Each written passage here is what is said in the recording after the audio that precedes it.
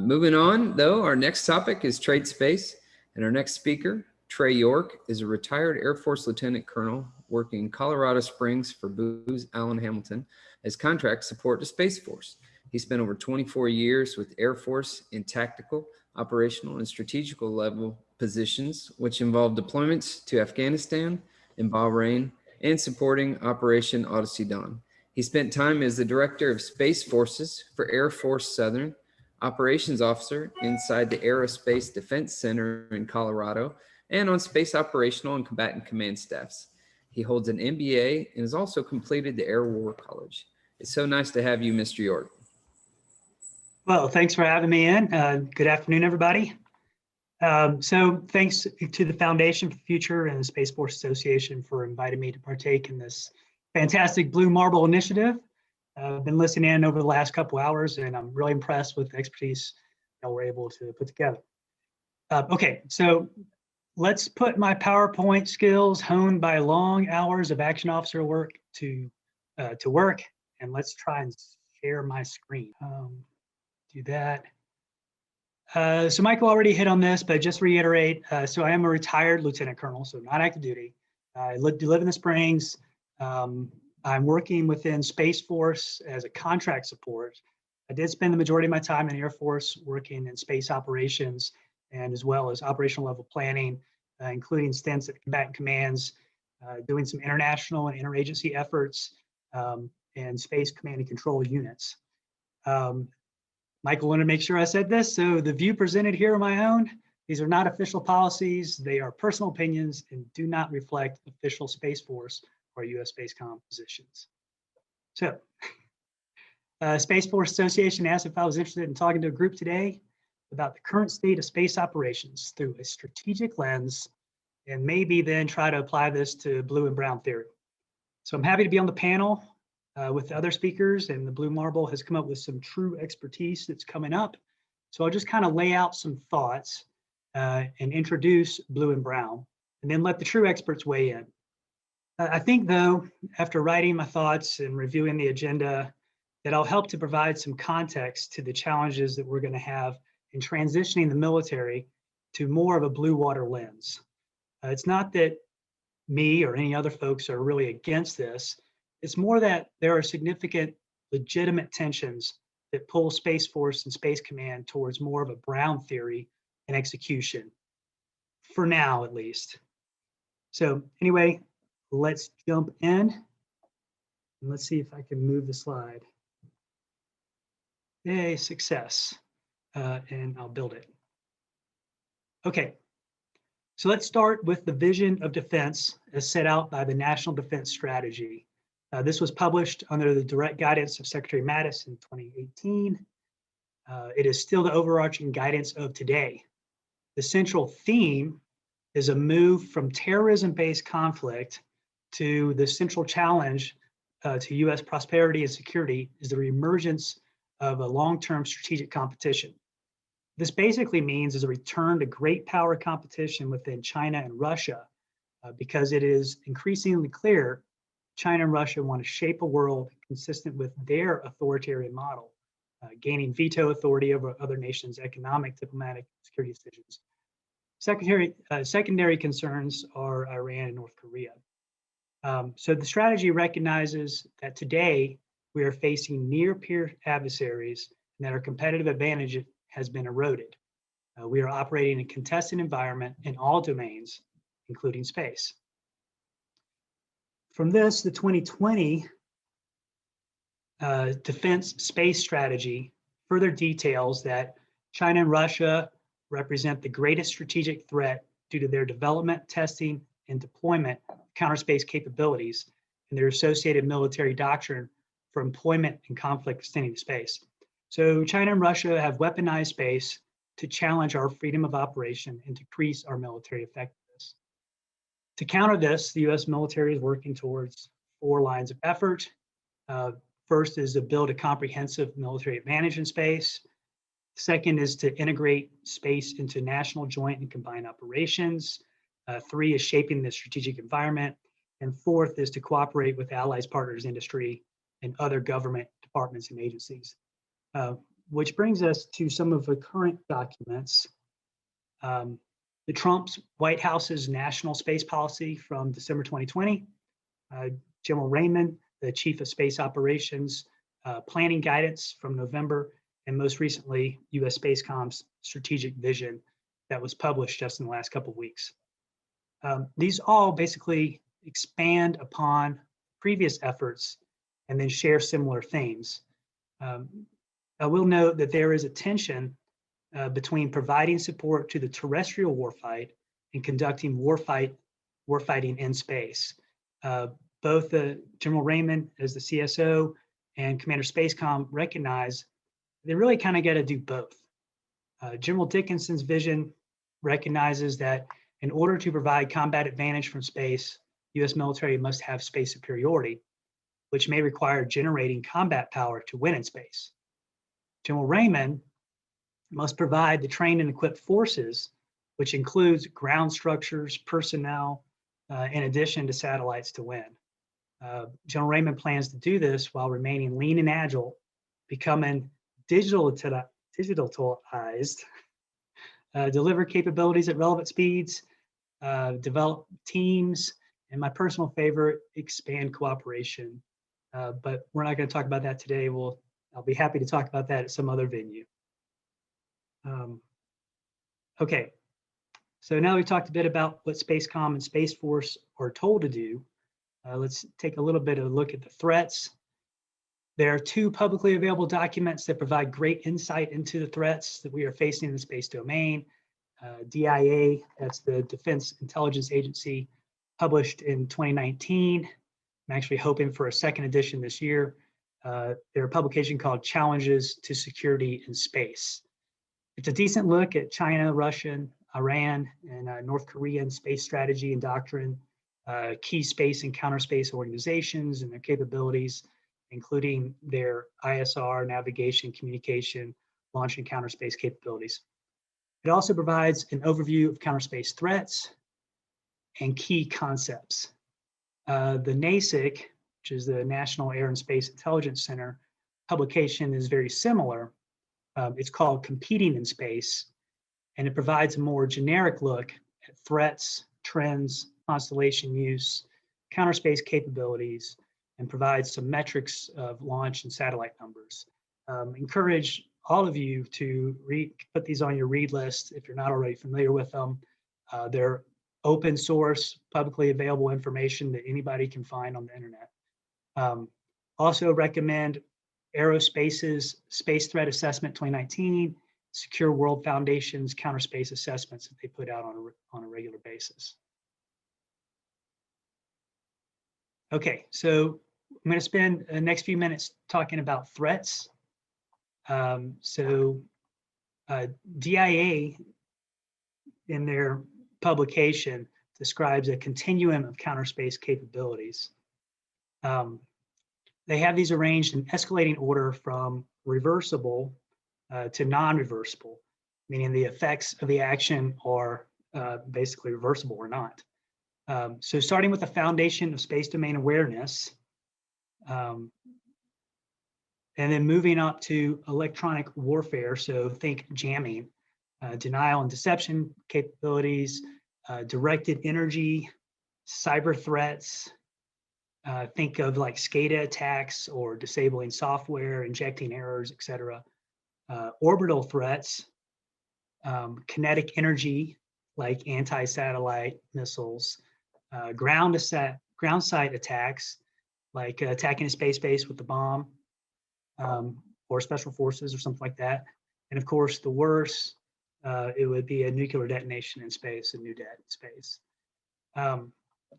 So interestingly, we've seen some of these in real world from China and Russia. Only recently has US Spacecom begun actually calling out the Russians in particular for their unsafe behavior. So messaging to our adversaries when we can attribute their action and we think it is appropriate is actually a direction from the Trump White House space policy, which specifically says, communicate to competitors the space activities that the United States considers undesirable or irresponsible. while of course promoting, demonstrating, and communicating responsible norms of behavior. So this has been a huge change in policy, which until recently really has been to say nothing. So what are some examples of this? So for example, Russia has been jamming GPS receivers on US UAVs in Syria. The People's Liberation Army has deployed GPS jammers to the Spratly Islands. There are reports of GPS interference in the Arctic Circle near Norway, GPS interference around ports and along sea lines of communication and around the South China Sea. These are examples of reversible counterspace effects and are ongoing now in the competition phase, way before conflict. So on orbit, NASIC describes several scenarios for space-based on-orbit anti-satellite systems. These could include things like robotic arms and mechanisms, high-power microwaves, chemical sprayers, lasers, RF jammers, and of course, kinetic kill vehicles. What all these have in common is an ability to conduct rendezvous operations, or RPO, which we have seen both Russia and China accomplish, again, in the conflict phase, not necessarily, or in the competition phase, not the conflict phase. So the Russian Luch, which some have affectionately named the Lurch, basically slides up to other satellites in geo, and we're not really sure, but likely collects information somehow. So you can see on this top graphic, this red line is the Lurch. The more straight lines are satellites in which the Lurch went and RPO'd around. So as you can see, it was very busy. I mean, most satellites in their ITU slots in GEO really don't change much. Every once in a while, they'll make a change, but this is a timeline from 2015 to 2019. But you can see the Lurch was all over the place. So I guess you could say that they were a little bit more aggressive because many of these are uncooperative satellites. The Chinese SJ-17 also conducts RPOs. However, the Chinese are practicing developing tactics with cooperative targets. Basically, they're going around their own satellites. The Russians have also conducted RPO operations in LEO. In 2020, a known Russian inspector satellite began chasing a known US satellite, matching plane changes and generally exhibiting behavior that General Raymond called as unusual and disturbing. And of course, the most disturbing behavior, an actual kinetic kill ASAT. China, Russia, India, and us, the United States, have conducted tests, conducted ASAT tests. Russian even conducted a test in December. Of course, not all of these tests were debris-causing events. Some of them are just tests. Okay, so that brings us to adversary use of space. Well, this was supposed to show us a video, but I'll tell you what it shows you. So our adversaries also recognize the competitive advantage that space-based capabilities can provide. So China in particular has been on a development binge, fielding capabilities for intelligence, communication, and precision navigation. They also blend the understanding of commercial and state capability. So this video that maybe we'll play is from the G-LEN constellation of full motion video satellites. So let's see if it plays here. So keep in mind, this is a satellite in LEO taking full motion video of a missile test in the Gobi Desert. It's pretty fantastic stuff. Of course, the US has commercial capability that can do this, like Skybox.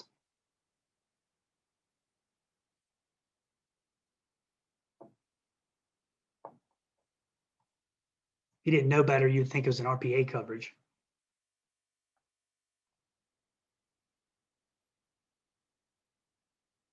Okay, so in general, intelligence, surveillance, and reconnaissance satellites like the Yaogan constellation provide capabilities like synthetic aperture radar, electronics emissions collection, electro-optical collection.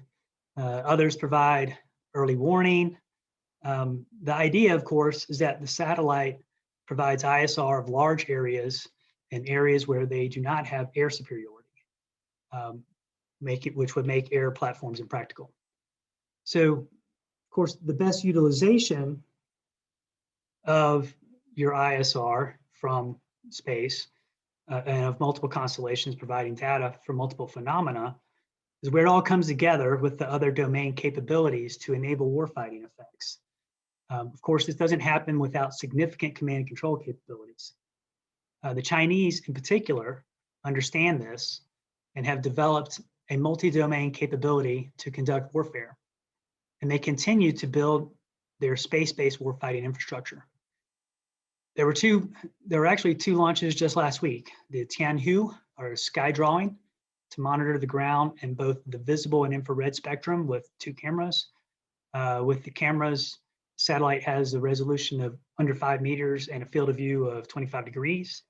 And another secretive launch of the TJSW, shall we call it, satellite on 4 Feb, which could be similar to SBIRS, or it could be a KA ComSat, or it could be some sort of SIGINT collector. Open Press really doesn't know at this point. So with all of that ISR that China has been building, at this point, in my opinion, it's probably safe to say that a carrier strike group leaving San Diego is tracked by some Chinese capability that tip and cue each other all the way across to the Pacific, which really makes operational surprise all but impossible. I'd also be remiss not to note that Beidou is now fully operational after 2 decades. Of course, it provides worldwide navigation, position it to be a competitor with GPS. Okay, so that was quite the buildup to get us to a basic description of brown and blue water theory. The gentlemen after me have put a lot of thought into where we should be going with space development.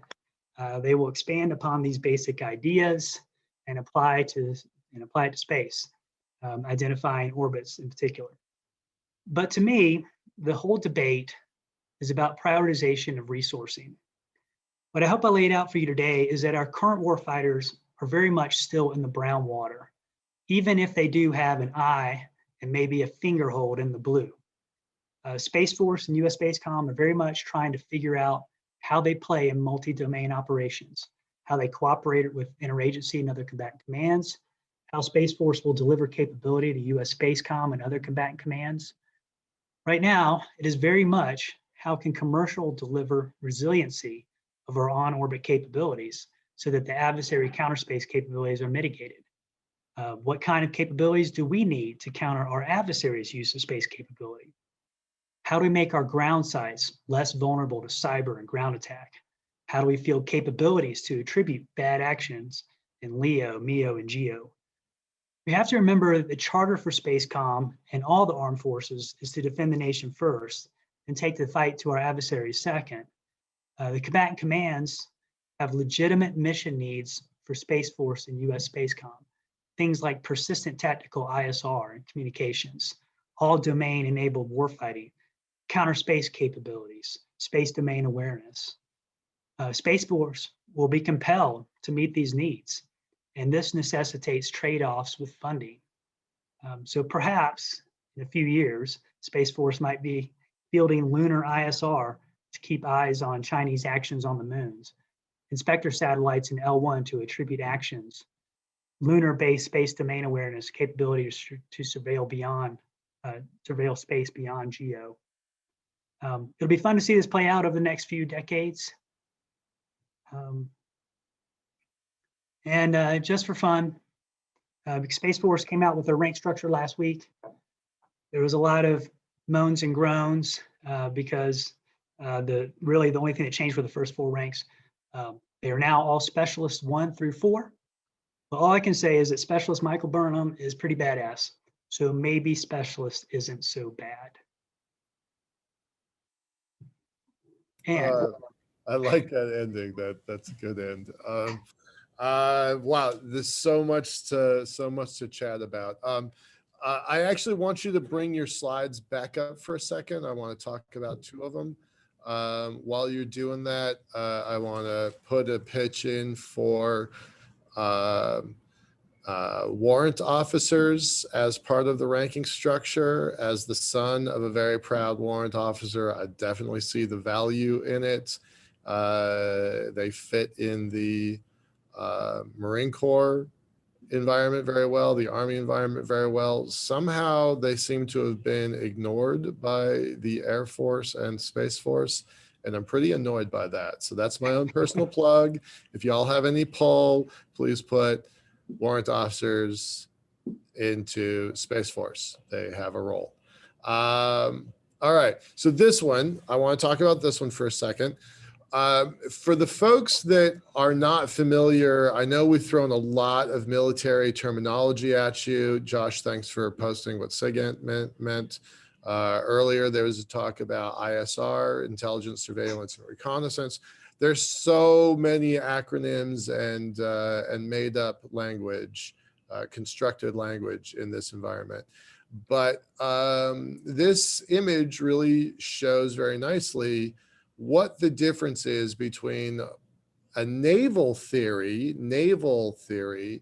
on blue versus brown, right? So you've got near shore, it's called littoral environments, and you have very different kinds of requirements there. A lot of folks know what the Coast Guard does. That is an entirely brown water littoral Navy component, almost entirely. Whereas this aircraft carrier, you know, they're going out in the deep blue for a reason, right? They have completely different capabilities. We talked earlier, Dr. Martindale was talking about battleships.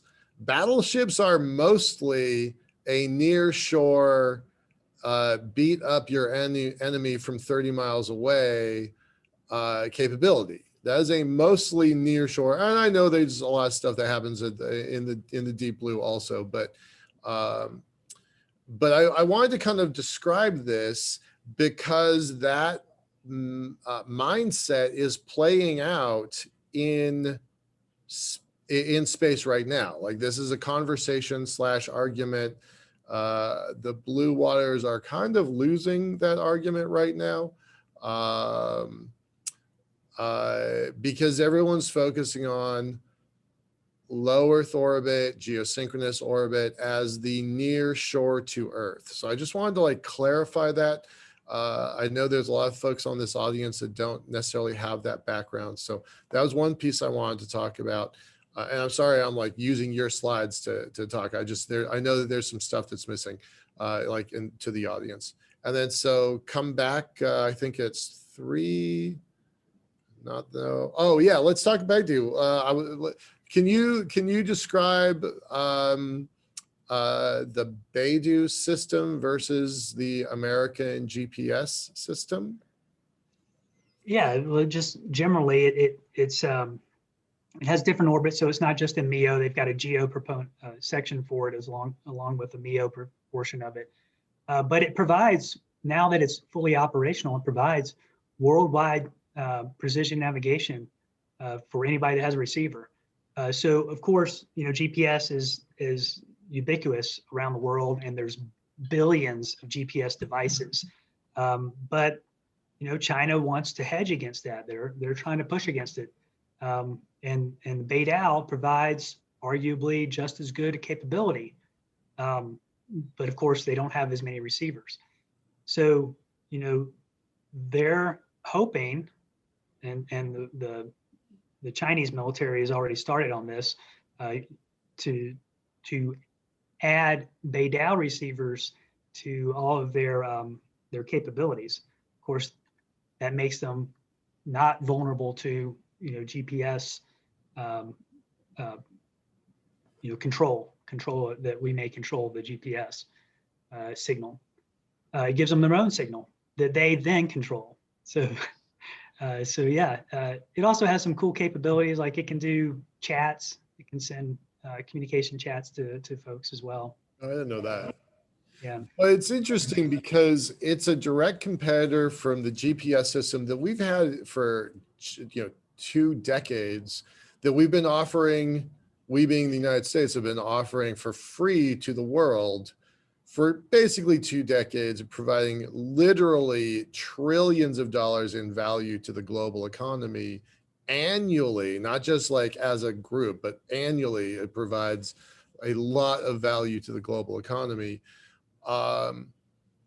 But they're using it. We saw earlier the conversation about DIME. They are using it as a tool, both industrially and I forget what the other one stands for, but industrial and politically. I forget how they use that, but it's a component of the Belt and Roads Initiative. Like it's an economics. That's what the E is. It's an economic lever as well. So these are taking place in that blue water, brown water conversation where other nations are crafting competitive tools. So I just kind of want to like dive into that a second longer. Trae, when you look at this, you also talked, when we were on the phone, about the cyber component and the down here on the ground. We always look up to the sky when we think about space. Shock was talking a minute ago about that cyber is absolutely indistinguishable from space. I fully agree with that. Talk about the ground piece of this that we hardly ever talk about. Well, right. So, I mean, I think this graphic kind of helps out from the warfighting perspective, right? You've got your sensors flying around, you've got your guys on the ground doing things. Well, the only thing that makes it work, the only way it can work, is if all that information has come together in some sort of operations center or an operational way, where the data that comes from each of these sensors is put with knowledge, people, either in the loop or on the loop, and then pushed out to your doers, your effects guys. And so you've got to have robust systems in order to carry the data from the sensor. From how's the sensor that's transversing the Earth getting all that data into some place quickly. It has to get there, and it has to be relevant. Like it can't be what was happening 5 minutes ago. It's got to be what's happening now. So then I can tell the UAV or the fighter pilot or the GIMLers, the artillery launchers, to fire. So in order for that to happen, you've got to have robust data streams. You've got to have standards so that all the information can talk to each other. It's got to come into a robust C2 system where you can understand all of that data. I mean, it's a huge growth area. Of course, some of it will be enabled by AI and machine learning.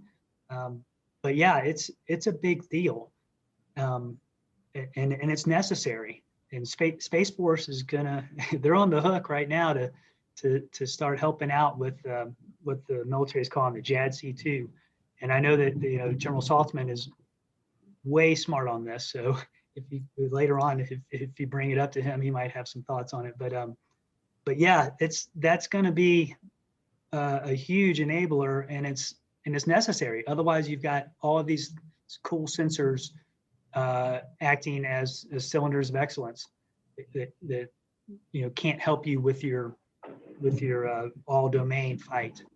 Right. And the last piece, it has to be trusted data. Like we can't have, something that's spoofed or worse, more malicious. All right, Trae, really glad to have you here. Thank you for, enlightening that and kind of sharing that. Ed, over to you. Thanks very much. Appreciate it, Trae. All right. Thanks again, Mr. York.